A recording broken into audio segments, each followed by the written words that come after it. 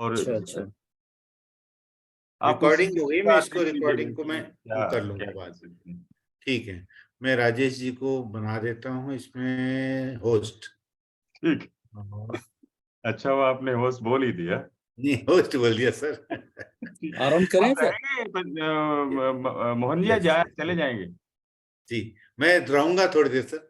तो मैं आपको थोड़ी co-host कर देता थोड़ी हूँ देर जी, बने आप थोड़े रहिए। से जी आपको संकट की co-host कर घड़ी देता है। हूँ, थोड़ा वो स्पॉटलाइट वगैरह करते रहिएगा कि जी जब सर, जी सर, जी सर। ठीक है। तो सब कुछ आपके हवाले मनोज जी। जी जी, आरंभ हो चुका है, रिकॉर्डिंग शुरू हो गई है। हाँ जी जी। अच्छा अच्छा,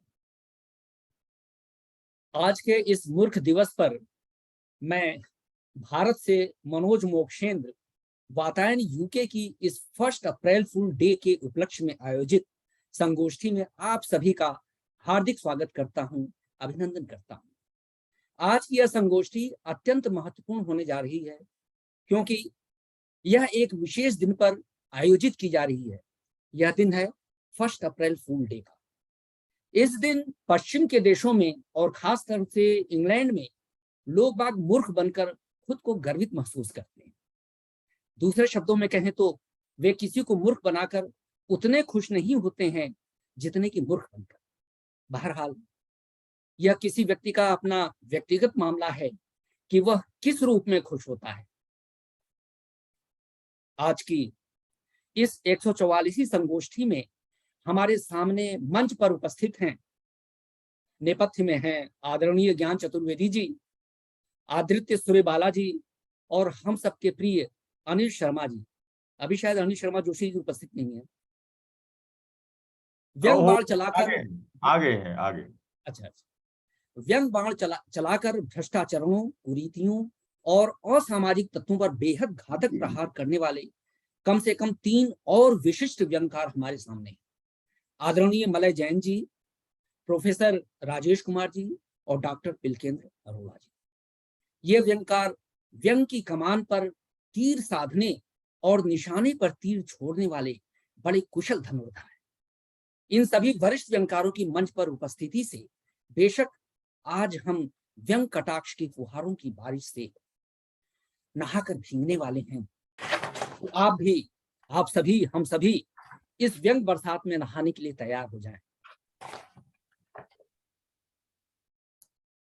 जैसा कि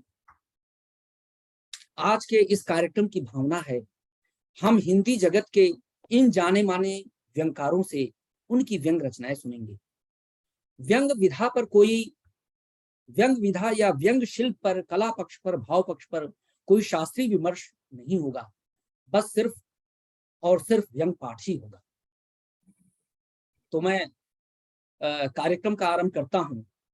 शुरुआत में मैं आदरणीय मलय जैन जी को मंच पर आमंत्रित करने से पहले उनका संक्षिप्त परिचय देना चाहूंगा। मलय जैन जी अपनी व्यंग रचनाओं के माध्यम से जीवन की नकारात्मकताओं पर बेहद घातक प्रहार करते हैं।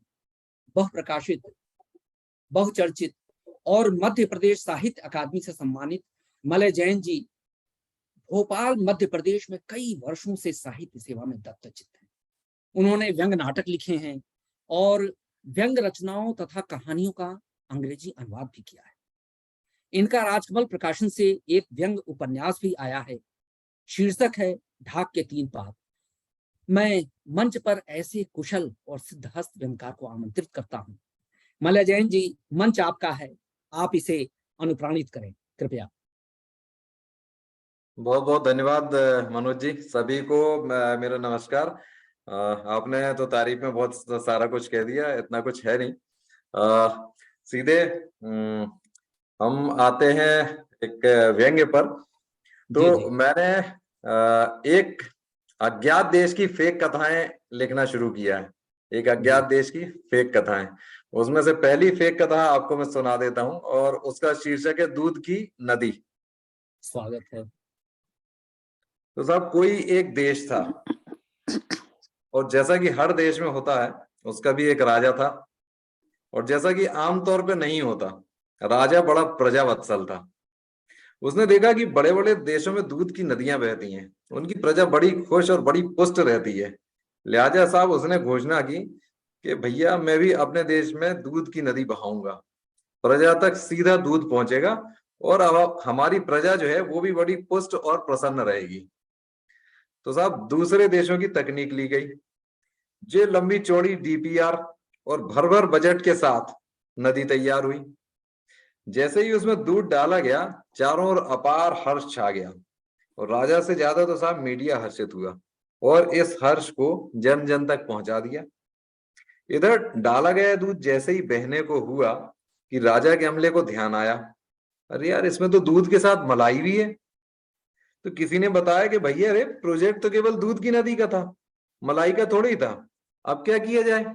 वेरी सिंपल, उन्होंने मलाई निकाल ली, आपस में बांट ली और साहब खालिस दूध नदी में ढोल दिया, दूध की नदी बह निकली। ये देख राजा की आंखों से खुशी की नदियां बह निकली। राजा के दरबार और मीडिया में सब में होड़ मच गई कि इस नदी से बहते आंसुओं को कैसे जितना ज्यादा लूट लिया जाए। बहरहाल नदी नीचे की ओर बही। निचले प्रदेशों में नदी पहुंचने को हुई तो वहां के अमले ने देखा कि इसमें तो खाली दूध ही दूध है, ऐसा कैसे? दूध में तो मलाई भी होती थी। वे भुनभुनाए कि साले ऊपर वालों ने ही सारी मलाई चाप ली। क्या बात है।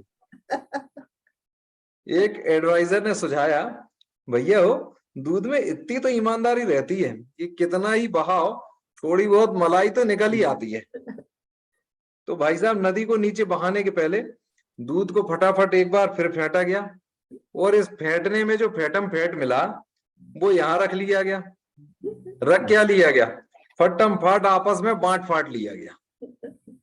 अब नदी फिर नीचे को बहनी शुरू हुई। कल कल बहती नदी थोड़ा नीचे पहुंची कि निचले अमले ने देखा कि यार नदी तो बढ़िया, एकदम खालिस दूध चला आ रहा।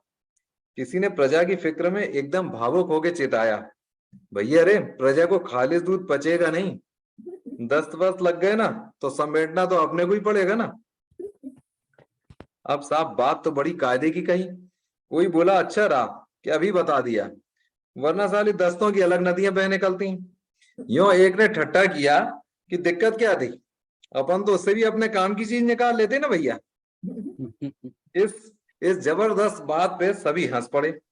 फिर किसी ने काम की एक सलाह ये दी कि यदि इसमें 20% पानी मिला दिया जाए तो क्या फर्क पड़ जाएगा, नदी तो दूध की होगी ना। बात सभी को पसंद आई। सो भाई साहब 20% शुद्धता आपस में एकदम शुद्धता के साथ बांट ली गई और नदी फिर नीचे की तरफ बहा दी गई। अब नदी थोड़ा और नीचे पहुंची तो नीचे वाले अमले के मुंह में भी पानी आया। उन्होंने उंगली डुबो डुबो के देखा, मोटा मोटी यार दूध तो मस्त है, क्यों ना इसमें 10% पानी अपन भी मिला दें, कौन देख रहा है, आटे में नमक ही तो होगा। फिर अपन तो वैसे भी अक्सर नमक में आटा कर देते हैं।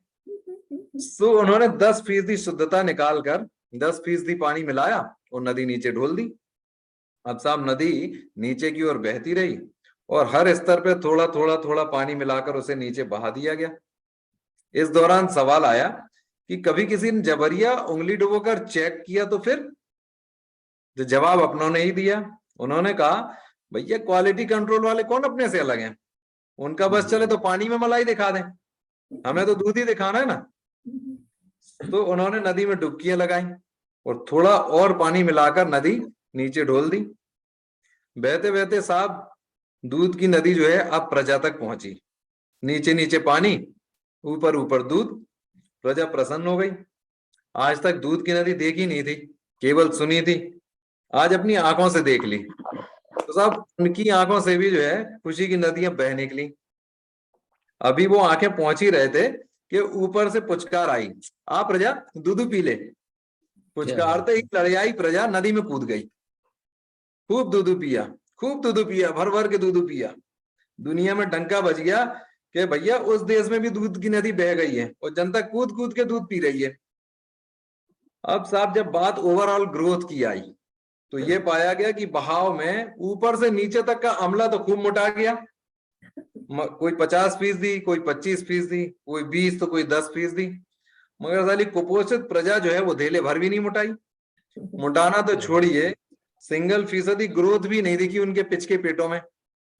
आप कहेंगे हद है, ऐसा भी कुछ कहीं होता है? इतना सारा हुआ और कोई बोलने वाला नहीं पाया गया, ऐसा कैसा देश। तो साहब बोलने वाले तो बहुत पाए गए लेकिन बोले नहीं। आप पूछेंगे ना क्यों, तो साहब हम बताते हैं। पाया ये गया कि उनके मुंह में दही जमा था। अरे दही, दूध की नदी में दही कैसे? वेरी सिंपल, वही मलाई काम आई। सब जगह मलाई? अरे नहीं, इतना अंधेर थोड़ी होता है कि जहां देखो वहीं मलाई। अच्छा, जहां मलाई काम नहीं आई वहां क्या? तो वहां साहब मट्ठा काम आया। क्या धन्यवाद। बात है। बहुत सुंदर बहुत व्यंग, अच्छा, भ्रष्टाचार बहुत पर रोक अच्छा चुकीला मलय, व्यंग था। बहुत अच्छा। Thank you ma'am. बहुत बहुत धन्यवाद मलय जैन जी, आपने Thank बहुत ये अच्छे असल में स्वर मलय में सुनाया ऐसा भी। लिख पाया क्योंकि वो हाँ। उसमें मलय इनका नाम है ना, तो मलाई जुड़ जी, गई इसके हाँ, साथ। बिल्कुल प्रासंगिक व्यंग है आज के समय पर, जो है कि करारा व्यंग है। तो मैं आगे बढ़ता हूँ। व्यंगकारों के क्रम में अगला नामचीन नाम है प्रोफेसर डॉक्टर राजेश कुमार का। केंद्रीय हिंदी शिक्षक मंडल भारत सरकार के सदस्य तथा भारत सरकार के राष्ट्रीय मुक्त विद्यालय शिक्षण संस्थान के पूर्व निदेशक डॉक्टर राजेश एक मजे हुए व्यंगकार हैं। रूस और अमेरिका में प्रोफेसर रह चुके अग्रणी भाषा विज्ञानी डॉक्टर राजेश के नाम अनेक व्यंग संकलन, व्यंग नाटक, बाल साहित्य की पुस्तकें। कुछ व्यंग पुस्तिकाओं का नाम मैं गिना रहा हूं। जूम पर बैठा महाकवि, स्वर्गलोक में आमरण अनशन, ऑपरेशन हीरो राम का, मया मोरी मैं ही माखन लगायो जैसे डॉक्टर राजेश के चर्चित व्यंग संग्रह। आकाशवाणी और दूरदर्शन में समाचार उद्घोषक रह चुके राजेश जी अनेकानेक सम्मानों से अलंकृत हैं और इन्होंने अनेक देशों की यात्राएं भी की। आज प्रोफेसर राजेश से हम उनका व्यंग पाठ सुनेंगे। प्रोफेसर साहब, आप मंच पर आए और मंच को हंसी ठहाकों से सराबोर कर दें। स्वागत है। बहुत बहुत आपका धन्यवाद मनोज जी, इतने अच्छे संचालन के लिए। और इतना अच्छा व्यंग मलय जी ने पढ़ा, आप देखिए पता नहीं मेरा कैसा जी, जाएगा। जी। तो इसका शीर्षक है महाकवि और local Michael Dell. Michael Dell बहुत प्रसिद्ध डेल कंपनी के मालिक है जो लैपटॉप वगैरह बनाती है। महाकवि को कुछ जरूरी दस्तावेज प्रिंट कराने थे, दफ्तर में छुट्टी थी, इसलिए यह काम सरकारी खर्चे पर नहीं हो सकता था। उनके पास एक प्रिंटर भी था, लेकिन वह सरकार की तरह काफी शोर तो मचाता था, लेकिन प्रिंट करके नहीं देता था। मरता क्या न करता की तर्ज पर उन्होंने स्थानीय प्रिंटर की दुकान पर जाकर प्रिंट करवाने का फैसला किया और उसके मालिक का नाम था माइकल। उन्होंने माइकल को फोन करके पूछा कि क्या मैं व्हाट्सएप या ईमेल पर प्रिंट करने के लिए दस्तावेज भेज दूं। उसके हाँ कहने पर उन्होंने उसे दोनों जगह है, यानी ईमेल पर भी और व्हाट्सएप पर भी अपना दस्तावेज भेज दिया। नियत समय पर वे माइकल के पास गए। एहतियातन वे 2 पेन ड्राइव पर दस्तावेज की कॉपी भी बनाकर ले गए कि टेक्नोलॉजी का क्या भरोसा, जैसा आज हमारे जूम के साथ हुआ, न जाने कब दगा दे जाए, इसलिए बैकअप प्लान मौजूद रहना चाहिए। वे माइकल की दुकान पर पहुंचे तो प्रिंटिंग कम और किराने की दुकान ज्यादा लग रही थी। उन्होंने पाया कि माइकल लोगों को सौदा सुलूफ देने में मशगूल है। काफी देर बाद जब उसका हाथ खाली हुआ तो महाकवि ने उसे अपने प्रिंट की याद दिलाई। माइकल ने सरकारी अफसर के अंदाज में कहा, ओह, मैं तो भूल गया था। इसके बाद वह अपनी दुकान के छोटे से कोने में चला गया, जहां एक कंप्यूटर और कुछ प्रिंटर जैसी चीजें रखी हुई थी। उन्होंने महाकवि से कहा, लाए कौन सा डॉक्यूमेंट प्रिंट करना है। महाकवि ने बताया कि वो तो मैं आपको व्हाट्सएप पर और ईमेल पर भेज चुका हूं। इस पर माइकल ने अपना व्हाट्सएप और ईमेल दोनों की जांच की और फिर कहा, आपका तो कोई भी डॉक्यूमेंट मेरे पास नहीं आया। महाकवि ने मुस्कुराकर अपनी जेब से एक पेन ड्राइव निकाली और उसे दे दी। पेन ड्राइव लेते हुए उसने माइकल ने सफाई देते हुए कहा, मेरे पास बहुत सारे संदेश आते हैं ना, तो शायद इसलिए आपका नहीं आया। महाकवि को यह बात समझ में नहीं आई और न उन्होंने इसे समझने के लिए ज्यादा दिमाग ही लगाया, क्योंकि उनके लिए इसका कोई मतलब नहीं था। माइकल ने पेन ड्राइव को कंप्यूटर में लगाया और सौभाग्य देखें कि वह खुल गई। न खुलती तो महाकवि के पास दूसरी तो मौजूद थी ही। इसके बाद माइकल ने महाकवि के निर्देश पर वह दस्तावेज भी खोल लिया जो प्रिंट करना था। माइकल ने इसके बाद प्रिंट की कमांड दे दी और प्रिंटर की ओर मुखातिब हुआ। प्रिंटर ने उनको कोई जवाब नहीं दिया। उन्होंने उंगली से उसका स्विच दबाया, लेकिन उसमें न तो कोई रोशनी जागी और न ही कोई हलचल हुई।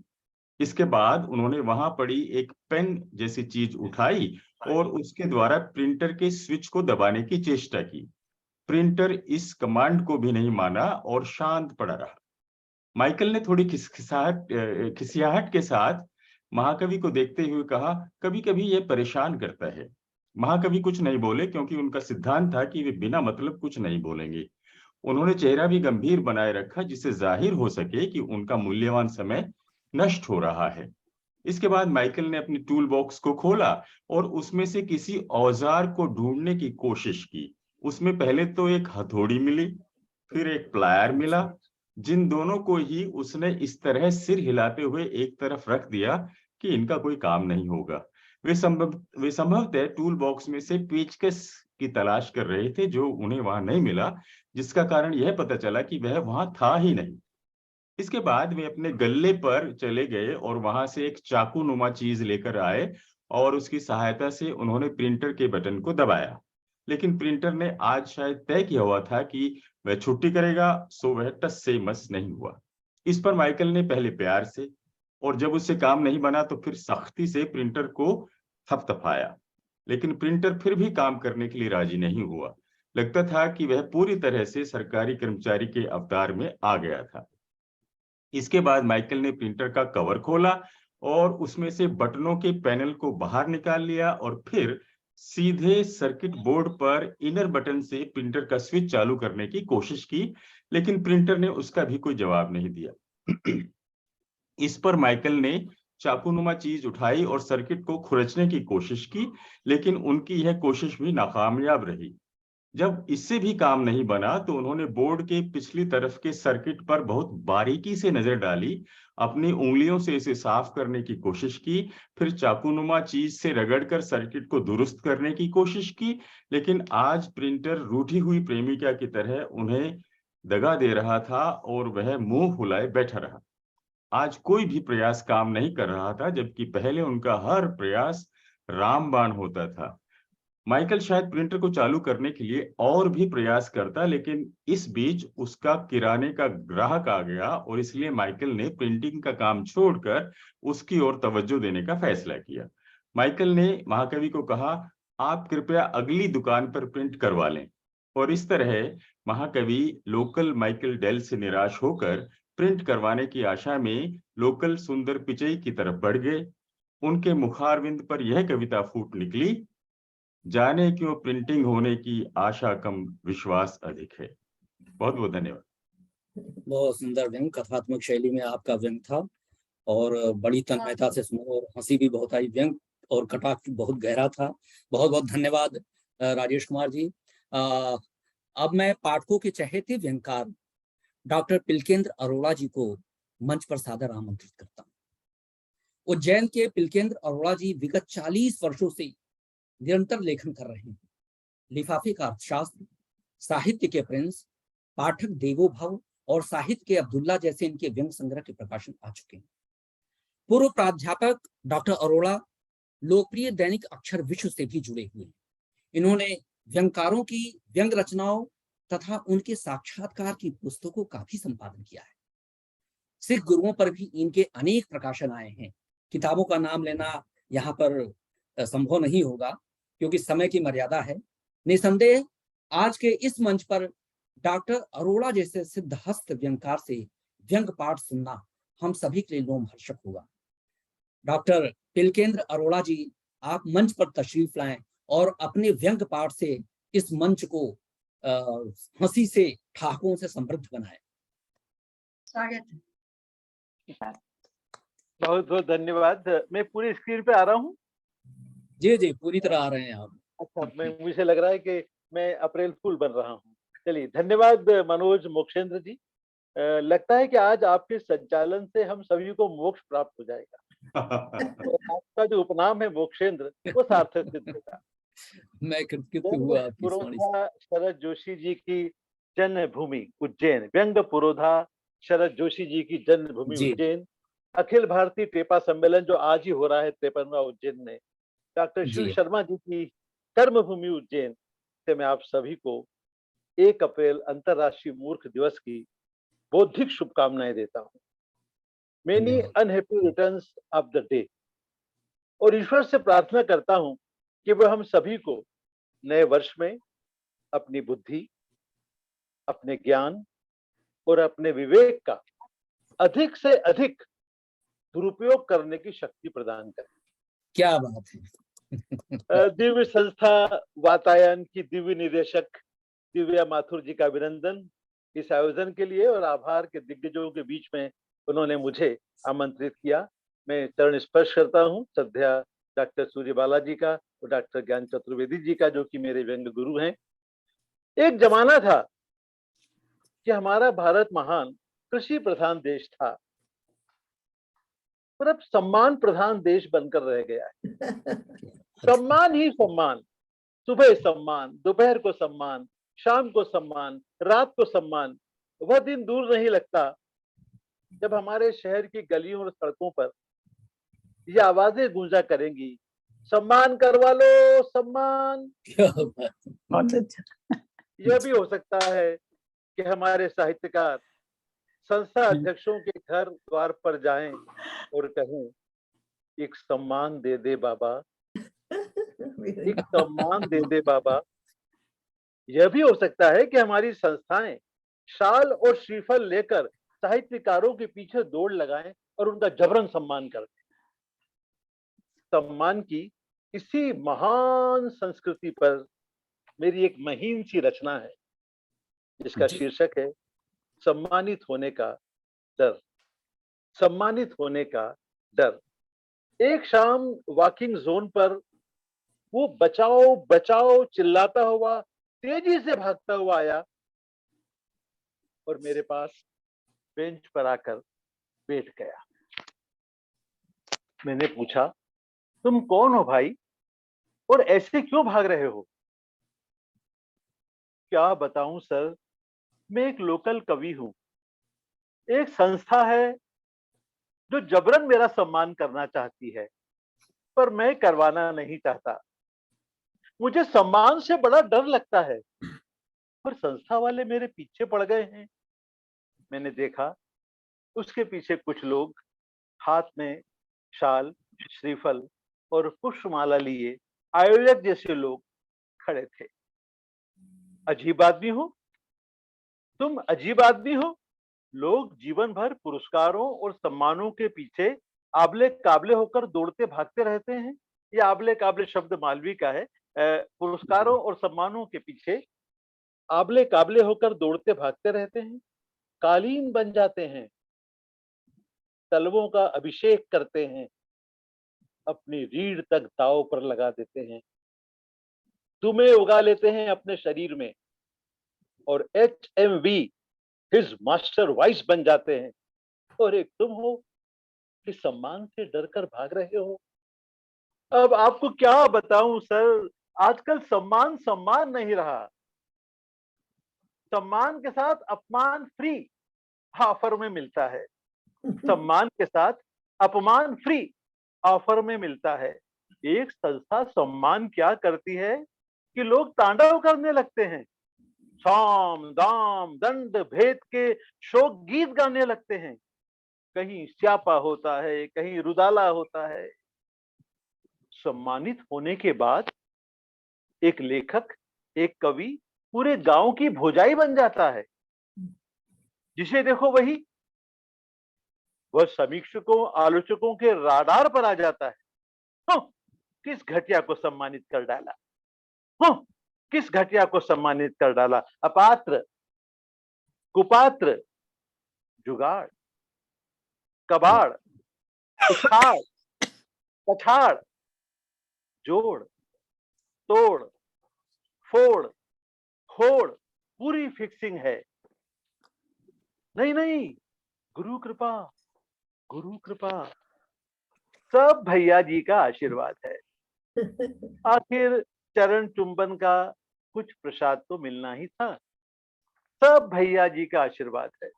आखिर चरण चुंबन का कुछ प्रसाद तो मिलना ही था। सेवा का मेवा कचरा कर दिया सम्मान का। छाती पीट रहे होंगे स्वर्ग में पंत प्रसाद और निराला। छाती पीट रहे होंगे स्वर्ग में पंत प्रसाद और निराला। इधर सम्मानित खुद को सुपात्र सिद्ध करने के लिए मजबूरी में अच्छा अच्छा अच्छा अच्छा और अधिक अच्छा लिखने की कोशिश करता है और कुछ लिख नहीं पाता। पर मैं लिखना चाहता हूं इसीलिए सम्मान से डरता हूं। पर पुरस्कार और सम्मान मिलना तो बड़े गर्व की बात है भाई। मैंने कहा पुरस्कार और सम्मान मिलना तो बड़े गर्व की बात है भाई। तुम्हें तो उस संस्था का आभारी होना चाहिए और तुम पकड़ा पाटी खेलने में लगे हो, भाग रहे हो। काश काश आप उस संस्था की नाटक नौटंकी को जानते सर। काश वह संस्था हर साल 100 लोगों का सम्मान करती है। एक मुश्त सामूहिक। अभी तक 99 नाम फाइनल हो चुके हैं, बस एक बाकी है, इसीलिए मेरे पीछे पड़े। अभी तक 99 नाम फाइनल हो चुके हैं, एक बाकी है, इसीलिए वे मेरे पीछे पड़े हैं। और वह संस्था कोई चपरेटा दूध की भी धुली हुई नहीं है। साहित्य में रंगदारी करती है। रंगदारी भारी भरकम चंदा वसूलती है, अनुदान भी कूटती है। कहना कठिन है कि वह अनुदान कूटने के लिए सम्मान करती है या सम्मान करने के लिए अनुदान कूटती है। कहना कठिन है कि वह अनुदान कूटने के लिए सम्मान करती है या सम्मान करने के लिए अनुदान कूटती है। पर मुझे ये कूटनीति बिल्कुल पसंद नहीं। पर तुम्हें कूटनीति से क्या मतलब? अपना सम्मान कूटो और चलते बनो। मैंने कहा अब क्या कहूं सर, सम्मान के नाम पर खादी भंडार की गांधी सेल की वो सस्ती शाल। सम्मान के नाम पर खादी भंडार की गांधी सेल की वो सस्ती शाल, एक घटिया मोमेंटो, एक अदत पुष्पमाला के साथ जो वो राशि देती है, उसे ग्रहण करने में उससे दुगना खर्च हो जाता है। वो क्या कहते हैं, सोने से घड़ावन महंगी। अब ऐसे सम्मान को कोई क्या शहद लगाए और क्या, अब ऐसे सम्मान को कोई क्या शहद लगाए और क्या, और क्यों लगाए और क्यों चाटे। और फिर सम्मान समारोह में एक साथ 100 लोगों का सम्मान, लंबी लंबी लाइनें, और उन लाइनों में बिना पात्र के भिक्षाम देही की मुद्रा में नतमस्तक खड़े सम्मान के दयनीय पात्र। और लाइनों में बिना पात्र के भिक्षाम देही की मुद्रा में नतमस्तक खड़े सम्मान के दयनीय पात्र। नतमस्तक जो जीवन भर सम्मान के बोझ से नतमस्तक रहते हैं। नतमस्तक जो जीवन भर सम्मान के बोझ से नतमस्तक रहते हैं। मेरा एक ही मस्तक है और मुझे पुनर्जन्म में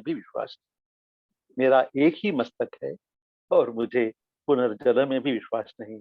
इसीलिए मैं सम्मान से डरता हूं। इतना कहकर वो फिर उठा और तेजी से भागने लगा। धन्यवाद, बहुत बहुत धन्यवाद। बहुत बढ़िया व्यंग रचना थी आपकी, और आपने जितनी नाटकीयता से इसको पढ़ के सुनाया, वो जो है कि एकदम जोश खरोश से भर दिया मंच को। बहुत अच्छा लगा। बहुत बहुत धन्यवाद आपको पिलकेंद्र अरोड़ा जी। अब मैं वातायन मंच को अपने व्यंग पाठ से गुंजायमान करने के लिए आज के अगले व्यंगकार डॉक्टर अनिल शर्मा जोशी जी का मंच पर स्वागत करता हूं। जोशी जी का हिंदी साहित्य में और विदेशों में हिंदी भाषा के प्रचार प्रसार और शिक्षण के क्षेत्र में एक सुविख्यात नाम है। पिछले 4 दशकों से ये भाषा चिंतक, भाषाविद, भाषा सेवी, भाषा कर्मी की प्रमुख भूमिकाओं में रहे हैं। ब्रिटेन और फिजी में कोई 9 वर्षों तक राजनयिक रहे हैं। इन्होंने सूरीनाम, न्यूयॉर्क, मॉरिशस आदि देशों में आयोजित विश्व हिंदी सम्मेलनों में संयोजन, संपादन और संचालन का महत्वपूर्ण कार्य किया है। वर्ष 2020 से केंद्रीय हिंदी शिक्षण मंडल के उपाध्यक्ष भी हैं। व्यावसायिक पाठ्यक्रम में भारतीय भाषाओं को शामिल कराने में इनका योगदान अप्रतिम है। अंतर्राष्ट्रीय सम्मेलनों में इनके अनेकानेक शोध पत्र तथा आलेख पढ़े गए हैं और पत्र पत्रिकाओं में प्रकाशित हुए हैं। इन्होंने पत्र पत्रिकाओं के संपादन, सरलीकृत शब्दावली के निर्माण, प्रवासी साहित्य पर लिखे गए अपने लेख आलेख के जरिए पूरे विश्व में ख्याति अर्जित की है। हिंदी साहित्य का प्रचुर सृजन करने वाले अनिल जी के बारे में जितना भी कहा जाए वह कम ही है। आज मैं ऐसी विश्व विख्यात शख्सियत से गुजारिश करूंगा कि वे इस मंच पर अपना व्यंग पाठ करके हमें उत्कृत करें। आदरणीय अनिल शर्मा जोशी जी मंच पर आए। धन्यवाद मनोज जी। आपका परिचय किसी को भी संकोच में डालने के लिए काफी है। जो यथार्थ है वही। जी जी जी। आदरणीय सूर्य बाला जी हमारे साथी, जिन्होंने अभी व्यंग पढ़ा, पिलकेंद्र जी, मलय जी, राजेश जी, और इसका संचालन कर रहे मनोज जी, आदरणीय दिव्या जी, वातायन की पूरी टीम यहाँ उपस्थित है। मुझे बीच में मनीषा कुलश्रेष्ठ जी भी दिखाई दे रही थी, उषा किरण जी भी दिखाई दे रही थी, उनका भी अभिनंदन। तो बहुत अच्छा है, दिव्या जी ने ये तय किया कि 1 अप्रैल को जो है वो ये कार्यक्रम रखा जाए। जैसे कई लोगों ने कहा कि विश्वास ही नहीं हो रहा था कि मतलब ये कार्यक्रम तय है या हम लोगों को भी कुछ 1 अप्रैल का ही के अवसर पर मूर्ख बनाया जा रहा है। तो इसलिए उसकी पुष्टि भी की गई कि वास्तव में 1 अप्रैल को कार्यक्रम भी है कि नहीं। पर सच्चाई ये है कि जीवन में, और पश्चिम ने भी उस बात को खासा समझा कि तर्क और विज्ञान के साथ साथ मूर्खता, दीवानगी और भावनात्मकता की भी बड़ी आवश्यकता है। तो इसलिए ही शायद ये जो 1 अप्रैल वाली का जो अवसर है उसको चुना गया और उसको मूर्ख दिवस के रूप में मनाया गया। वास्तव में ये भी बड़ी खुशी की बात है। हम सब लोगों ने, और लोग रखें भी अपने अपनी, शायद बेशक टुकड़ा भर जो है ये मूर्खताएं, ये दीवानगी, ये भावनाएं अगर रखेंगे तो जीवन बेहतर हो पाएगा। मेरी एक व्यंग रचना है चमगादड़ और चीन, क्योंकि अभी जो है वो जो कोरोना का जो प्रभाव हम सब लोगों पर पड़ा और जिसमें चमगादड़ और चीन की प्रमुख भूमिका रही, तो वही संदर्भ है। चमगादड़ और चीन इसका शीर्षक है। चमगादड़ और चीन में पहली समानता यह है कि उन दोनों के नाम चा से शुरू होते हैं। हो सकता है किसी प्रसिद्ध जोशी ने यह भी बताया हो कि चाहे देश हो या जानवर, 21वीं शताब्दी उनकी होगी जिनके नाम चा से शुरू होते हैं। चीन और चमगादड़ की सत्ता की सीढ़ियां चढ़ने की कहानी बड़ी दिलचस्प। आइए चमगादड़ से बात शुरू करते हैं। बहुत दिनों की बात नहीं है, जंगल में उथल पुथल चल रही थी। जंगल के राजा का चुनाव होने को था। हालात ये थे कि अब जंगल के राजा शेर से कोई इज्जत से भी बात नहीं करता था। वह जमाना और था कि शेर को कहीं उठकर जाना नहीं पड़ता था, एक दहाड़ से ही पशुओं की घिग्गी बंध जाती थी और सुलभ शौचालय की लाइन में खड़े हो जाते थे। जानवरों ने राशन बांध रखा था। शेरनी भी जब चाहे हिरणों की डिश बना लेती थी।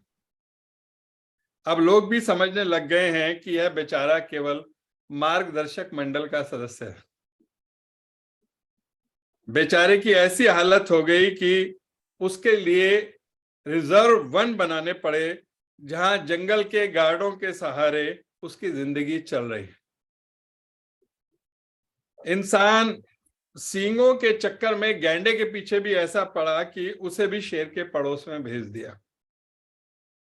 लंबा चौड़ा हाथी भी अपने दांत के चक्करों में तस्करों का खासा प्रिय बन गया। उसका भोलापन भी उसका दुश्मन निकला। भोला, शरीफ, सच्चा होना मतलब अपना दुश्मन होना। पिछले जमाने में लोग सांप से डरते थे, उसका आदर करते थे। इतना डर कि भारत में तो नाग पंचमी बनाई जाती। और अब तो रियलिटी शो में भी इंसानों ने सांपों के साथ इतने करतब दिखा दिए कि सांप दया का पात्र बन गए। ऊपर से सांप यह जान चुके हैं कि इंसान में जात, बिरादरी, मजहब, धर्म आदि का इतना जहर भरा है कि उसके सामने सांप बच्चा है। इसलिए उसने पिछले दिनों पशु अधिकार कमीशन में अपने आप को पालतू प्राणी घोषित करने की मांग भी की। यह देखते हुए कि भेड़िए, भालू, लकड़बग्गा आदि ने भी सबसे शक्तिशाली होने के दावे जंगल में पेश किए, पर जंगल के इस चुनाव में डार्क हॉर्स बनकर उभरा चमगादड़। इतना शक्तिशाली, जिससे चारों तरफ दिमाग दौड़ाने वाला, 8 तरह की बातें करने वाला, 16 तरह के चेहरे रखने वाला और 32 तरीके के जहर रखने वाला इंसान भी डरे। जानवरों के संयुक्त राष्ट्र संघ में इस पर चर्चा चल रही थी। जानवरों ने तय किया कि अब चमगादड़ ही जानवरों की तरफ से इंसानों को सबक सिखाएगा। चमगादड़ ने कसम खाई कि जैसे जन्म के समय से ही वह उल्टा लटका रहता है, वैसे ही इंसानों को भी उल्टा नहीं लटकाया तो उसका नाम चमगादड़ नहीं। जानवरों ने इंसानों से निपटने की उसको सुपारी दी। उसको सिंहासन पर बिठाया गया। उस दौरान कई जानवरों ने अपना अपना जहर उसे पेश किया। उसमें सब तरह के वायरस मिलाए गए और बना कोरोना वायरस। इसके साथ ही चमगादड़ की ताजपोशी हो गई। इंसान कहाँ मानता है। उसने क्रिसमस और न्यू ईयर मनाया, बाद दिसंबर 2019 के आसपास की। इंसान पहले की तरह झूमता हुआ आया, उल्टे लटके चमगादड़ को सीधा किया, काटा पीटा, खून से लथपथ अपने साथी को बाकी के जानवर दूर से देखते रहे। उन्हें पता था कि यह बलिदान खाली नहीं जाएगा। इस बार इंसान को उसकी औकात बता दी जाएगी। आज सारी दुनिया उल्टी लटकी पड़ी है और चमगादड़ ने इंसान को उसकी औकात बता दी। लेकिन चमगादड़ को भी किसी देश से गठजोड़ की जरूरत थी। वह सोच रहा था कि उसके जैसा गुण संपन्न देश कौन सा है जो उसका नेचुरल अलाई हो। चमगादड़ ने चीन की ओर देखा और मिंग मिंग कहा। चीन ने चमगादड़ की ओर देखा और टिंग टिंग कहा। दोनों ने एक दूसरे की तरफ देखा और जिंग जिंग कहा। दोनों ने महसूस किया कि we are made for each other और डील पक्की हो गई। देशों के चरित्र और उसके राष्ट्रीय पशु पक्षियों का घनिष्ठ संबंध रहा है। अमेरिका का राष्ट्रीय प्रतीक चिन्ह बाज अब बूढ़ा हो गया है। उसके पंजों का पैनापन गया, चोंच में इन्फेक्शन है और वह डेंटिस्ट के पास चक्कर लगाता दिखाई दे रहा है। उसका नया राष्ट्रीय चिन्ह भैंसा अपने ही बोझ से गिरा जा रहा है। चीन और चमगादड़ में एक और समानता है। चीन भी चमगादड़ की तरह अपने छोटे भाई उत्तरी कोरिया और पाकिस्तान जैसे चमगादड़ों के साथ दुनिया के सर पर उल्टा लटका हुआ है। इन्हें सीधा खड़ा होना आता ही नहीं, ये सदा उल्टे चलते हैं। चीन ने देखा कि उसका ड्रैगन अकेला काम नहीं कर पाएगा। अमेरिका का बाज और भैंसा, ब्रिटेन के शेर और बुलडॉग, यूरोप के अन्य जंगली जानवरों के साथ मिलकर ये लोग ड्रैगन को जीतने नहीं देंगे। उसने ड्रैगन के साथ चमगादड़ का गठजोड़ किया। चमगादड़ पर बैठ चीनी ड्रैगन यूरोप पहुंचा। उसने देखा कि औद्योगिकरण और विज्ञान ने यूरोप और अमेरिका को एक अलग तरह का अहंकार और नस्ली श्रेष्ठता का भाव दिया है कि ये बीमारियां तो एशिया और अफ्रीका के गरीब लोगों के लिए। चीन की कुछ विशेषताएं हैं जो कहीं और नहीं मिलती। वह अकेला देश है जो अपने झरने, ताजमहल, सभ्यता के प्रतीकों या उसके अवशेषों के लिए नहीं, अपनी दीवार के लिए जाना जाता है। और दीवार भी दुनिया की सबसे लंबी। उस लंबी दीवार से अमेरिका और ब्रिटेन भी झांक नहीं पाए कि वुहान में क्या चल रहा है। चीन की शब्दावली अलग जो डॉक्टर सच बोलता है उससे मैंने अफवाह उड़ाई थी कहकर माफीनामा लिखवाया जाता है। फिर वह बेचारा खुदा को प्यारा हो जाता है। अफवाहों को सच बनाकर दुनिया में भय पैदा किया जाता है। चीन के पास साम्यवाद और पूंजीवाद का ऐसा कॉकटेल है जो साम्यवाद के भीष्म पितामह रूस के पास भी नहीं। साम्यवाद का तानाशाही रवैया और पूंजीवाद का असीम लालच। अब वह दुनिया का नेतृत्व करना चाहता था। दुनिया कोई भारत की ज्यादातर राजनीतिक पार्टियों की तरह थोड़ी ही है कि नेतृत्व का मसला नेताजी के घर में संतान के जन्म होते ही तय हो जाए। पंप अपने को दुनिया का नेता समझते हैं।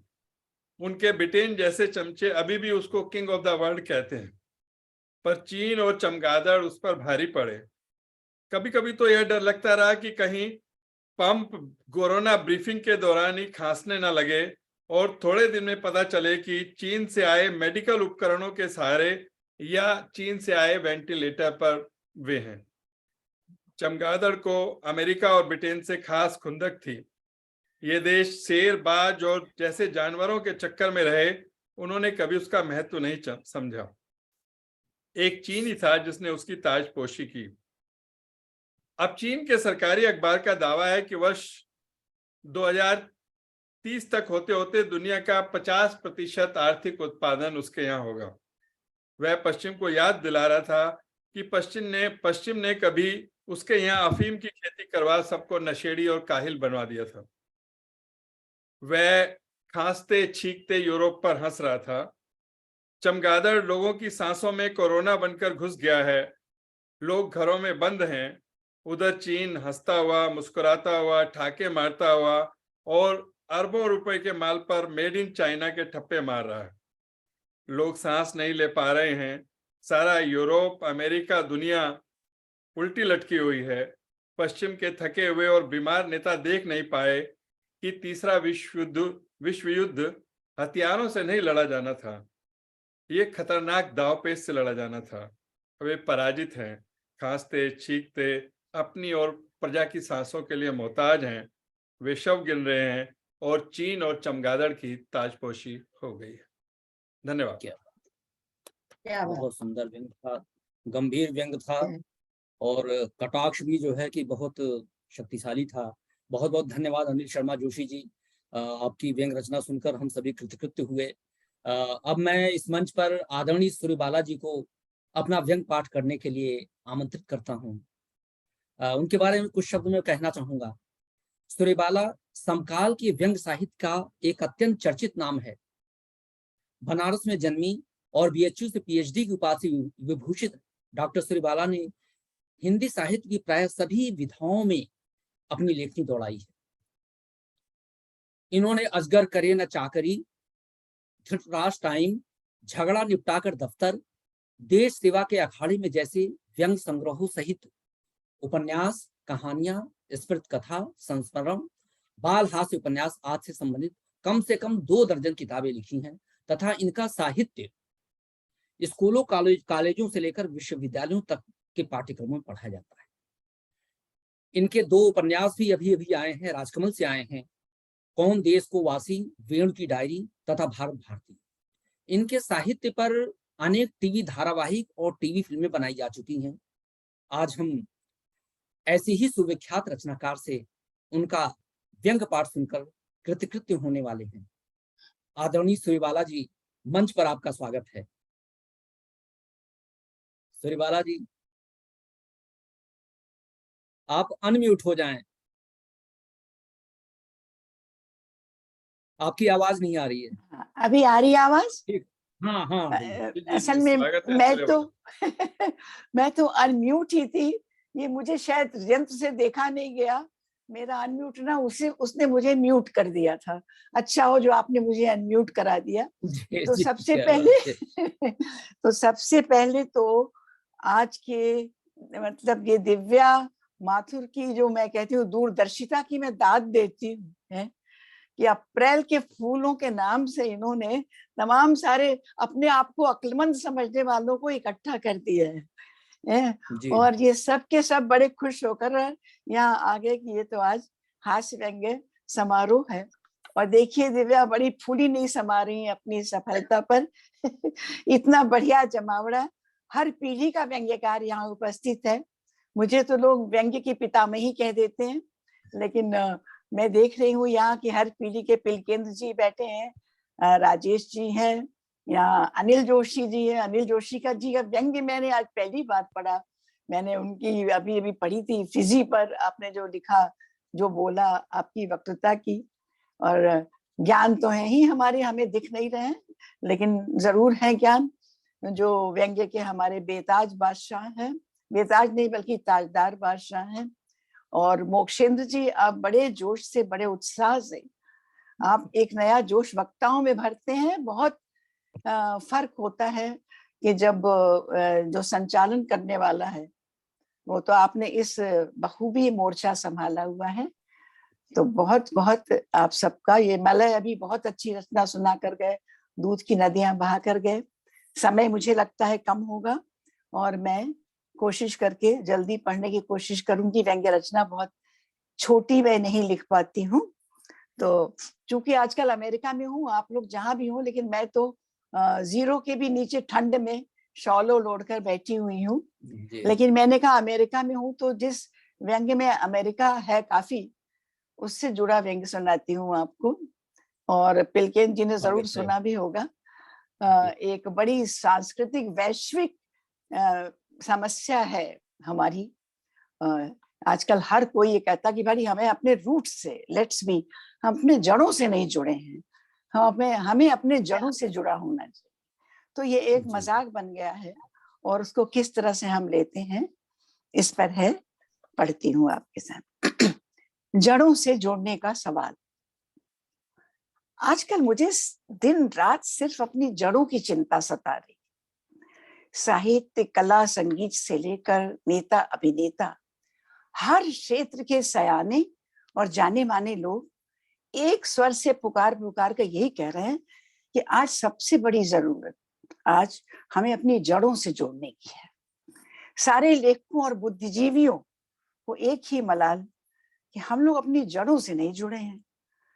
लोग और कुछ हो या ना हो, लेकिन अपनी जड़ों से जुड़े हुए होने चाहिए। सुनते सुनते मन में स्थायी रूप से हीनता ग्रंथि समा गई। किसी के सामने जाने में भी खटका लगा रहता है, कहीं कोई मेरी जड़ों के बारे में ना पूछ बैठे, कुछ कहते ना बन पड़ेगा, बड़ी जग हंसाई होगी। अच्छी मुसीबत में डाल दिया इन मुई जड़ों ने, कहाँ तलाशी जाएं? कोई बताता भी तो नहीं इनका अता पता, अपनी जड़ों का।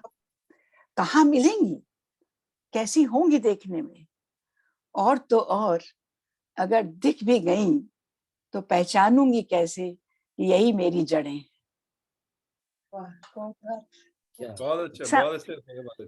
समझ में नहीं आता, इतना बड़ा हिंदुस्तान और किसी को अपनी जड़ें नहीं मिल रही। जितने मुंह उतनी बातें। कोई कोई तो सीधे अमेरिका की तरफ उंगली उठा देते हैं। कहते हैं हिंदुस्तानियों की जड़ें तो बच्चे की नाल की तरह अमेरिका में गड़ी दिखा मिलती हैं। वहीं तलाशने और गाड़ने तो इतने सारे लोग जाते हैं। मैं अचकचाई। तलाशने तो ठीक है, लेकिन गाड़ने? तो बोले ऐसे कि यहाँ से टूरिस्ट वीजा पर गए और आसन्न प्रसवा पत्नी का जापा करा के चले आए। गाड़ दी बच्चे की नाल अमेरिका में, चैन की सांस आई, अपना बच्चा पैदाइशी अमेरिकी हो गया। माँ बाप आगे पीछे होते रहेंगे, जड़ों वाला मामला रफ्ता रफ्ता हल होता रहेगा। वैसे भी अमेरिका जाने में आखिर हर्ज क्या है? अपनी अजीज चीज खोती है तो आदमी कहाँ नहीं तलाशता। जैसे विश्व हिंदी सम्मेलनों के मार्फत हिंदी हिंदुस्तान को छोड़कर कहाँ कहाँ नहीं तलाशी जाती। अनिल जी क्षमा करेंगे।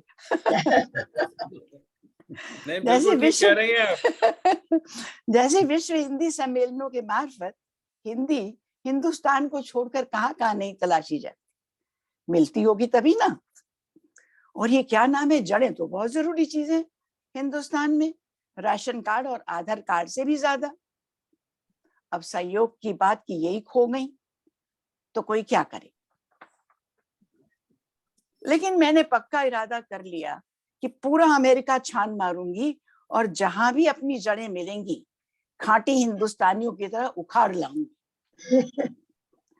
कम से कम नीम हल्दी और बासमती चावल की तरह अपनी जड़ों का विदेशी पेटेंट नहीं होने दूंगी। बहुत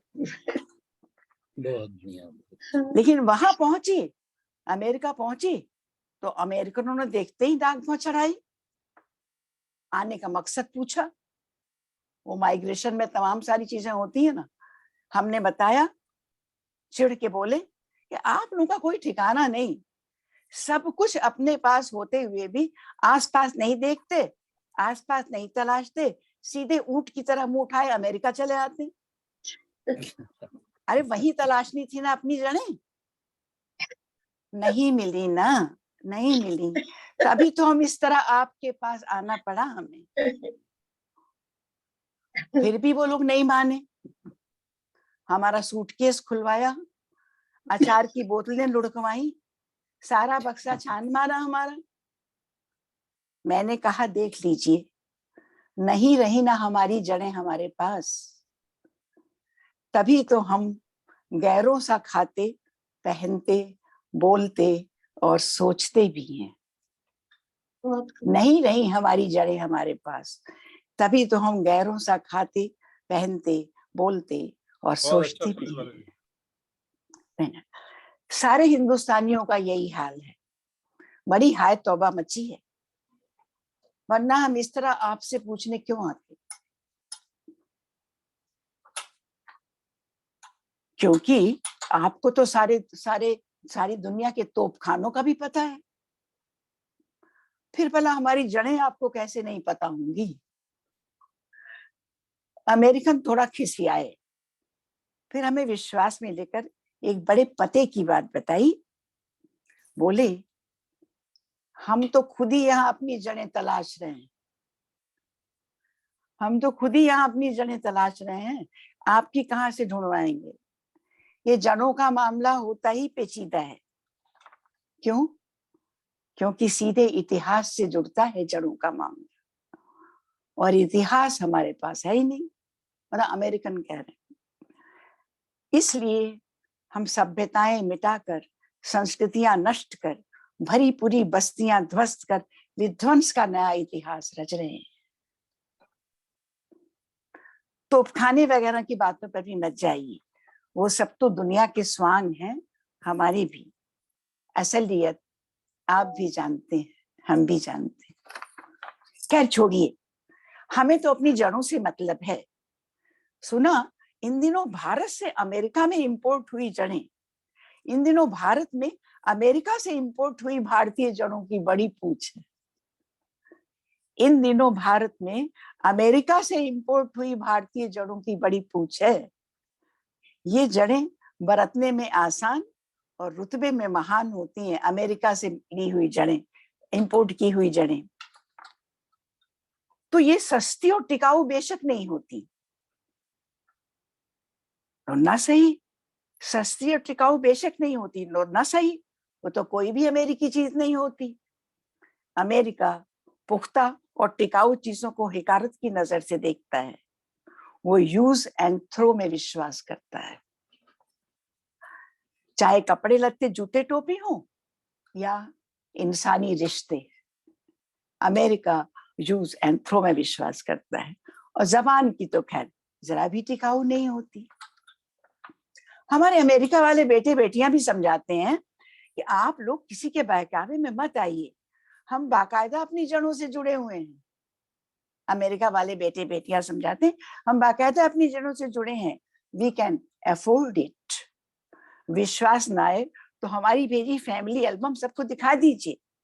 पासपोर्ट, वीजा और ऑनलाइन पूजा विधियों के सहित पुरोहितों भगवानों के सारे रूपाकार यहाँ उपलब्ध हैं अमेरिका में। यहाँ पे चतुर्भुजी विष्णु, वेंकटेश, शंकर पार्वती से लेकर षडानंद गजानन तक पूरब, पश्चिम, उत्तर, दक्षिण के सारे भगवान विराज रहे हैं अमेरिका में। यूं भी भगवानों को भी हिंदुस्तानी भक्तों में अब ज्यादा पोटेंशियल नहीं नजर आता। हिंदुस्तानी भगवानों को भी अब हिंदुस्तानी भक्तों में ज्यादा पोटेंशियल नजर नहीं आता। इसलिए अमेरिका जाने के लिए सारे भगवान तैयार रहते हैं। ब्रांच ऑफिस तो लगभग सभी ने खोल लिए अमेरिका में, कईयों ने हेड ऑफिस भी शिफ्ट करा लिए हैं और भक्तों को उनके जड़ों से जुड़ने की आधुनिकतम टेक्नोलॉजी बता रहे हैं। जड़ों से जुड़ने की भव्य वर्कशॉपों का नेटवर्क फैला है पूरे अमेरिका में। अलावा इसके 100-125 डॉलरों में सत्यनारायण पूजा, लक्ष्मी पूजन जैसे अनगिनत विधि विधान भी उपलब्ध हैं। उन्हें संपन्न कराने वाले यजमान और पुरोहित और उह लोग अर्थात हिंदुस्तान और अमेरिका दोनों के दिव्य सुखों को प्राप्त करते रहते हैं। ये पुण्य लाभ अमेरिका में रह के वी कैन अफोर्ड इट, वरना खाते पीते पहनते और बोलते तो हम भी वही हैं जो अमेरिकन, बस दिखते जरा अलग है। फिर भी ये स्थिति भारत में रहकर भारतीय दिखने से तो कहीं ज्यादा बेहतर है। भारत में रहकर भारतीय ना दिखिए, अमेरिका में आकर तब भारतीय दिखिए।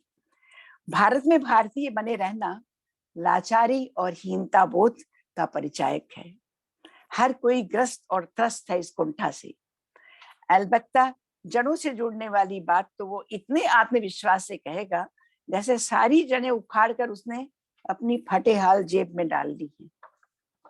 लेखक, कलाकार, नेता, अभिनेता जो भी टेलीविजन पर आएगा अपने इंटरव्यूज में अपनी रूट्स और ट्रेडिशंस की बात करेगा, इंडियन वैल्यूज की बोली लगाएगा, ज्यादा अंग्रेजी और बहुत कम हिंदी बोलेगा, और महिला हुई तो बहुत कम और बहुत बेतुके कपड़े भी पहनेगी। कला साहित्य के, हिंदी कला साहित्य के सारे साधक आराधक भी एक साथ कई पत्नियों प्रेयसियों से धुआंधार स्त्री विमर्श करते हुए अपनी जड़ों से जुड़े लगते हैं। रही साहित्य की जड़ों की बात, तो उसका दायित्व सड़क छाप गालियों, साहित्य की जड़ें तो उसका दायित्व सड़क छाप गालियों, उलझुल अपशब्दों और बेलगाम बयानों ने ले लिया है। बुद्धिजीवियों के मतानुसार वही लेखन जड़ों से जुड़ा होता है, शेष सारा तो अयथार्थ, अप्रतिबद्ध और सतही होता है। खैर इतना सब तो ठीक है, लेकिन परेशानी तब होती है जब जड़ों से जुड़ने वाली बातें करते करते ये लोग चुपचाप एक दूसरे की जड़ें उखाड़ने भी लग जाते हैं। परेशानी तब होती है जब जड़ों से जुड़ने की बात करते करते ये लोग एक दूसरे की जड़ें उखाड़ने में लग जाते हैं। पता नहीं उनकी ये धारणा कैसे बलवती हुई कि जितनी वे दूसरों की जड़ें खोदेंगे उतनी ही उनकी जड़ें संपुष्ट होती जाएंगी। संभवतः यह साहित्य की चली आती समांतर परंपरा का नवीनतम संस्करण है। कुल मिलाकर कोशिशें जारी हैं जड़ें तलाशने की।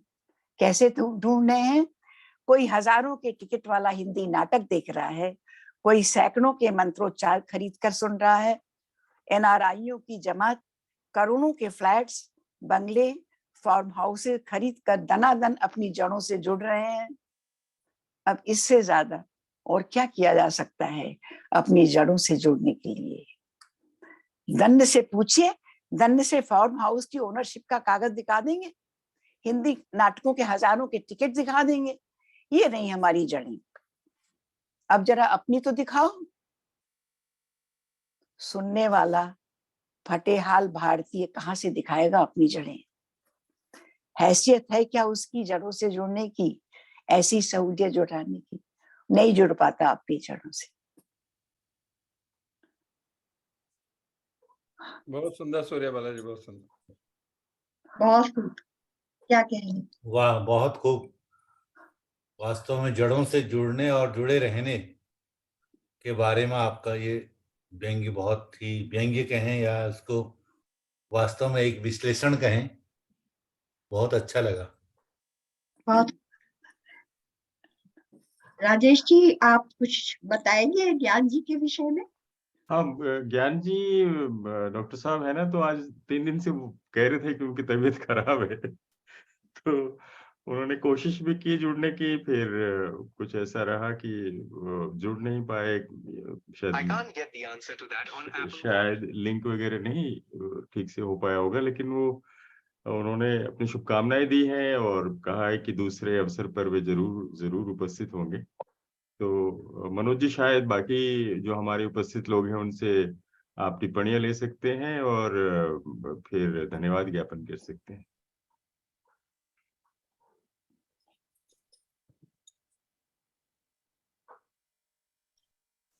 आवाज नहीं आ रही आपकी मनोज जी।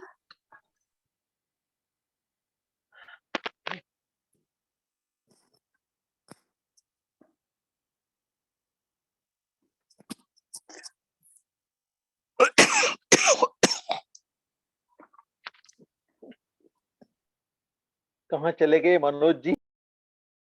राजेश जी, आप देख लीजिए तब तक। जब तक मनोज जी जुड़ते हैं, उनकी आवाज नहीं, वो जुड़े हुए हैं, वो जुड़े हुए हैं। हाँ, बोलिए मनोज जी, बोलिए। हाँ, शायद साउंड में कुछ दिक्कत है, तो वो ठीक करते हैं। तो तब तक मैं आमंत्रित करता हूँ हमारे उपस्थित विद्वानों को अपनी टिप्पणियां देने के लिए, जो कृपया कुछ कहना चाहें आज के कार्यक्रम के बारे में, तो उनका स्वागत है।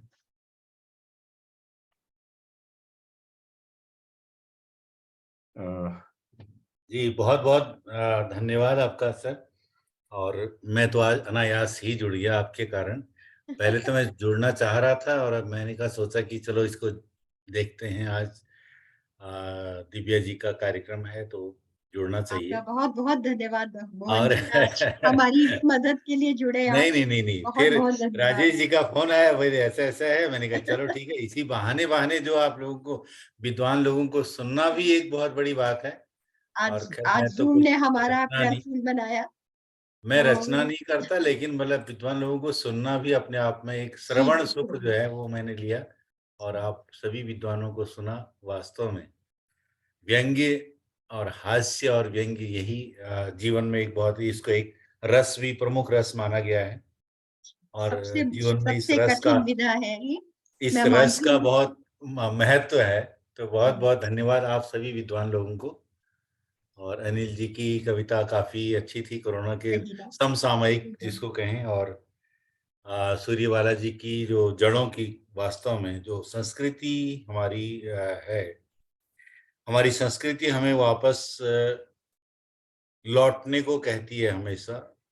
और अगर एक सही में अगर हम भारतीय जड़ों से जुड़े हुए हों तो अपनी जड़ों को छोड़ने में हमें दिक्कत तो होती है। और हम चाहे कहीं भी हों, छोड़ना चाहते हुए भी नहीं छोड़ पाते हैं।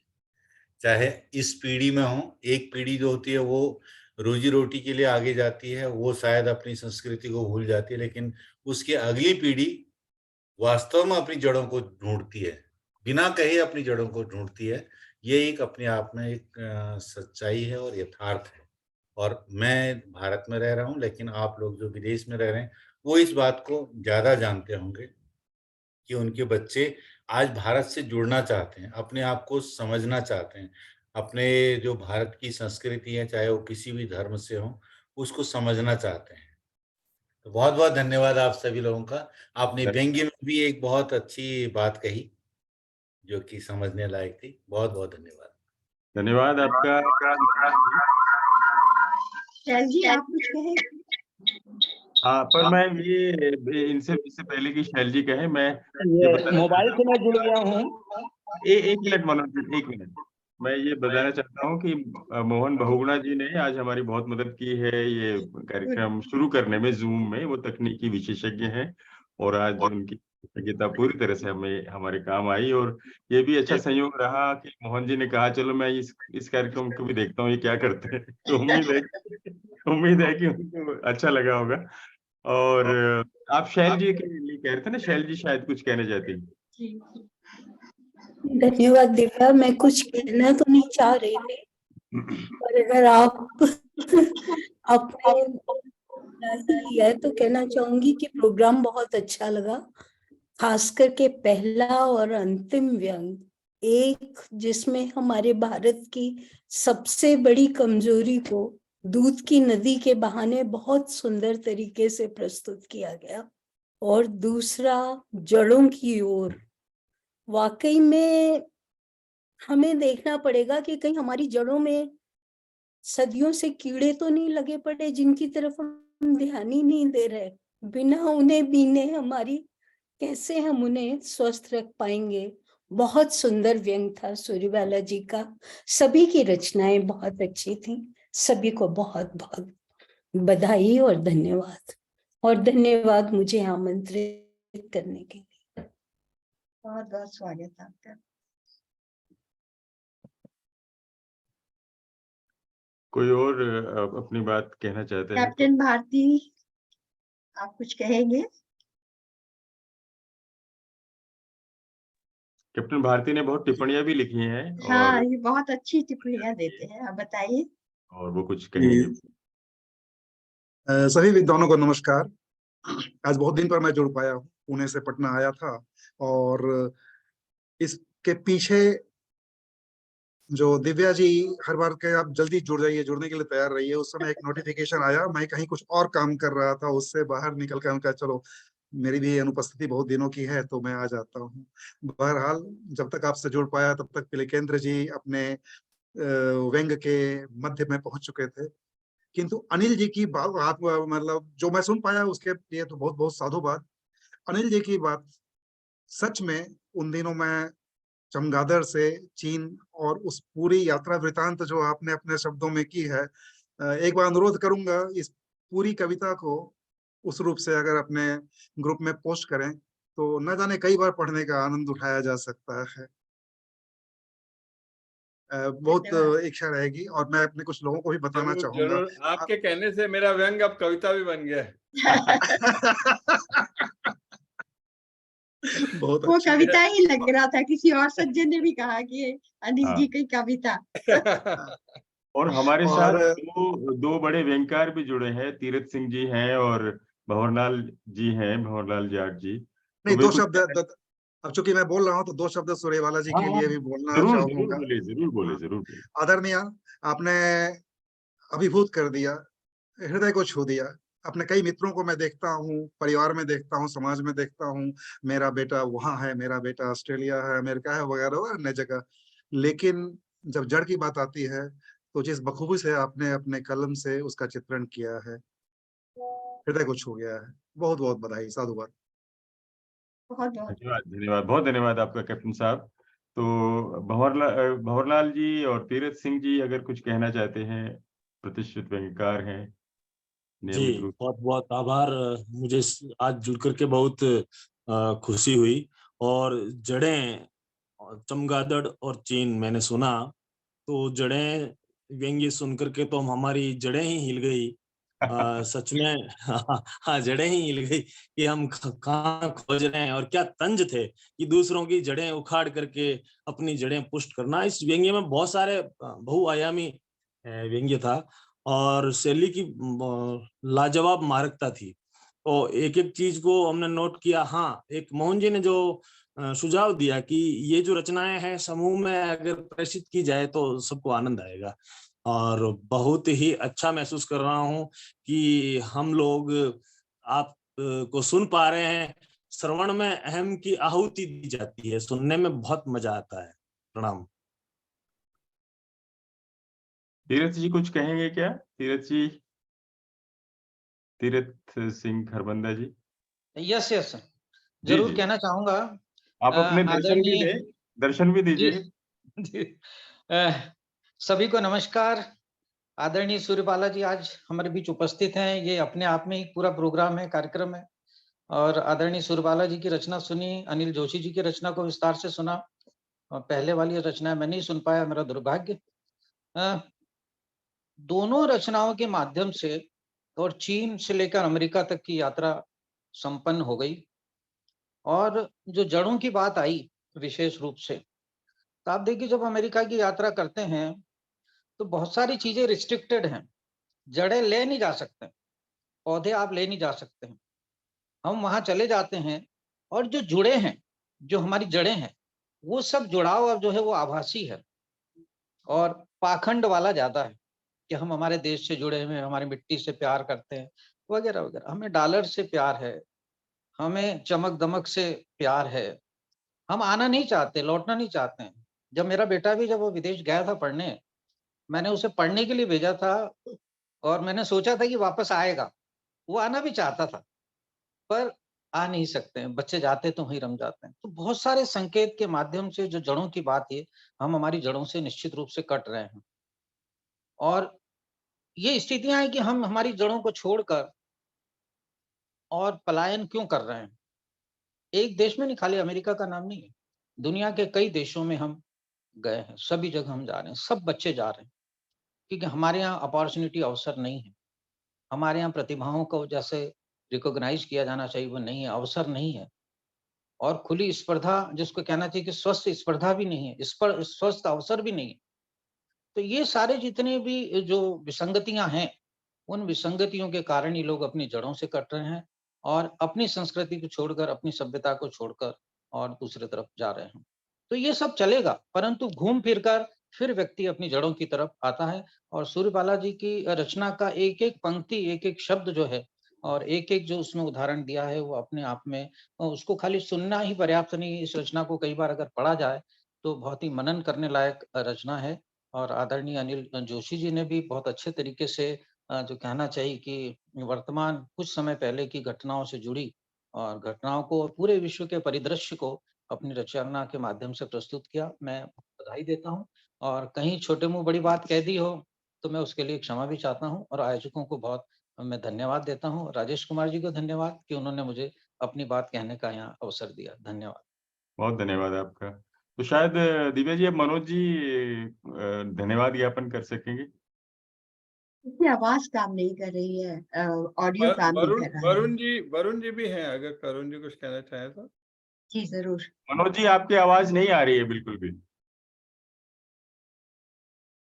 आप शायद दो जगह से जुड़े हैं, एक तो उससे भी समस्या हो सकती है। मनोज जी का माइक ऑफ है। वरुण जी, वरुण हाँ, कुमार, आपकी आवाज आ रही है। हेलो, नमस्कार। नमस्कार। मनोज जी, आप अपना मैं बहुत, माइक ऑन कहाँ, अब बोलिए। मेरी आवाज आ रही है क्या? हाँ हाँ बिल्कुल आ रही है जी। हाँ, असल में मैं बहुत बाद में जुड़ा हूँ और सिर्फ अनिल जी की और इनकी सूर्यबाला जी की कविताएं में से मतलब कि उनके ये सुन पाया और कुछ अन्य कार्यों में व्यस्त था।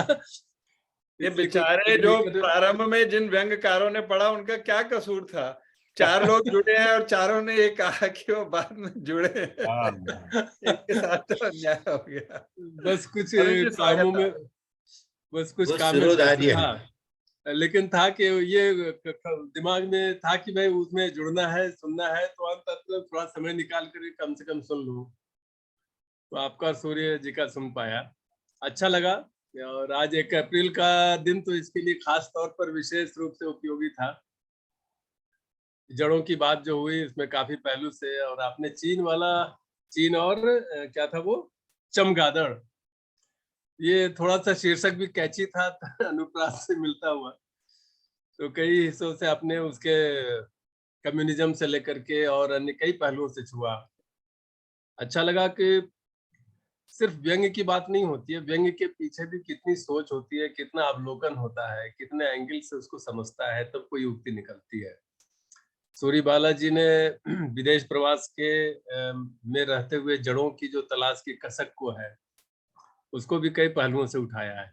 लेकिन मैं ज्यादा सुन नहीं पाया, इसलिए कोई और टिप्पणी नहीं कर पाऊंगा। मुझे अच्छा लगा जितना ही सुन पाया। धन्यवाद। मनोज जी, आप की आवाज अभी आएगी क्या, देख लीजिए। नहीं तो यार मनोज जी ने धन्यवाद बहुत करें। बढ़िया संचालन किया। और हाँ, अब ये सबके साथ आज अप्रैल फूल बना रहे हैं ये जूम। अब अच्छे खासे इन्होंने ये बहुत अच्छा धन्यवाद ज्ञापन देते हैं, ये मुझे मालूम है। तो आज हमारा ये दुर्भाग्य है कि आप ऑडियो आपका बंद है, लेकिन राजेश जी है जिन्होंने इस कार्यक्रम में हमारी बहुत सहायता की है। ये सब उन्हीं का, उन्होंने ये सबको जोड़ा है। और मैं आपका बहुत बहुत धन्यवाद करती हूँ। और इतने बढ़िया व्यंग्य सुनने को मिले, आप सबका बहुत बहुत धन्यवाद। सूर्यबाला जी का, और मतलब आप जुड़ पाई इतनी मुश्किलों के बाद अमेरिका में होते हुए, और सब तकलीफों के बावजूद आप जुड़ पाई, बहुत बहुत धन्यवाद आपका। और पिलकेंद्र जी, बहुत मजा आ गया आपके व्यंग्य में सबका। और मलय जी, अब मैं सोचती हूँ आप सब लोग मुझे अपना भेज दे तो मैं उसको शेयर करना चाहूंगी, जैसे कि बहुत लोगों ने कहा कि वो पढ़ना चाहेंगे, कुछ लोग सुन नहीं पाए ठीक से। और बहुत बहुत हमें वो है कि ज्ञान जी जुड़ नहीं पाए। अब मैं धन्यवाद ज्ञापन कर रही हूँ, मुझे बहुत आता नहीं है कुछ बोलना, लेकिन मुझे करना पड़ रहा है, इसलिए समझ के चलिए, मुझे क्षमा कीजिएगा कि मैं अगर ठीक से धन्यवाद ज्ञापन नहीं कर पाऊँ। तो आप सबका, वक्ताओं का बहुत बहुत धन्यवाद अनिल जी, और सबके मुझे बहुत अच्छे लगे। पर हाँ, मैं दोबारा से पढ़ना चाहूंगी, और मनोज जी को भी कभी सुनेंगे, इनके भी बहुत अच्छे व्यंग्य होते हैं तो उनको भी सुनेंगे। और अगर ज्ञान जी का भी मिल जाए जो आज वो कहने वाले थे तो वो भी बहुत अच्छा लगेगा। और आप सबका बहुत बहुत धन्यवाद। बाकी आप मेरे ख्याल से अब मोहन जी को ना भूल जाएं आप। मोहन जी को तो मैंने सबसे पहले कर दिया, वो नहीं होते तो शायद कार्यक्रम नहीं होता आज। हाँ, क्योंकि आज परमेश जी फ्लाइट में थे और हमें पासवर्ड वगैरह नहीं मिल रहा था, हमने चेंज कर लिया था, पर पता नहीं क्यों आज फिर से हम जुड़ नहीं पाए, तो इसलिए ये सब हुआ। तो बहुत बहुत मोहन जी का धन्यवाद। आप और दिव्या मैं भी थोड़ा सा कहना चाहूंगी। मैं खाली धन्यवाद तो हम सबको करना चाहिए, आपका, जितने पार्टिसिपेंट और जितने श्रोता हैं वो सही सब कह रहे हैं। वातायन का आपका था। और मुझे बार बार लगातार सुनते हुए थोड़ा संकोच भी होने लगा, क्योंकि हमारे पहले के चारों व्यंग्यकारों ने, युवा व्यंग्यकारों ने, जो कि हमारे उत्तराधिकारी हैं और जिन्होंने कमान संभाली हुई है, वो राजेश जी, पिलकेन जी, मलय, ये तो ये सभी ने बहुत अच्छे। और अच्छी बात ये थी कि सबके विषय बिल्कुल अलग थे, और सबके विषय अलग थे, और सबने बहुत अच्छी तरह पढ़ा। सबसे बड़ी बात होती है कि व्यंग्य आपका कितना भी अच्छा लिखा हुआ है, और राजेश जी का व्यंग्य तो बहुत ही ज्यादा टेक्निकल था, बहुत टेक्निकल व्यंग्य आपका था उसमें जाने की, तो ये दिक्कत थी। नहीं तो आपने बहुत बढ़िया पढ़ा। पिलकेन जी तो आजकल बिल्कुल हर जगह, जो कहते हैं ना, इनकी इतने कर्मठ और इतने सक्रिय हैं, और लगातार इनका ग्राफ ऊपर चल रहा है। मलय को तो मैंने खुद ही एक रविन्द्रनाथ त्यागी पुरस्कार दिया है और मध्य प्रदेश पुरस्कार मिला है। बस हम ये मोक्षेंद्र जी को सुनना बाकी रह गया, इनको हम बाद में सुनेंगे। लेकिन कमाल किया आपने, कमाल का संचालन किया, तो हम सबकी तरफ से मैं आभार देती हूँ, वातायन का, दिव्या का, राजेश जी का, मोक्षेंद्र जी का। तो दिव्या जी, क्या हम समाप्त करें इसे? शायद दिव्या जी चली गई हैं। मेरा जी, मतलब सबका बहुत बहुत धन्यवाद राजेश जी, मनोज जी, बहुत दिव्या धन्यवाद, जी, बहुत धन्यवाद। सभी लोगों को बहुत बहुत धन्यवाद, हार्दिक धन्यवाद। तो अब हम इसको रिकॉर्डिंग को बंद कर देते हैं। बहुत और धन्यवाद राजेश।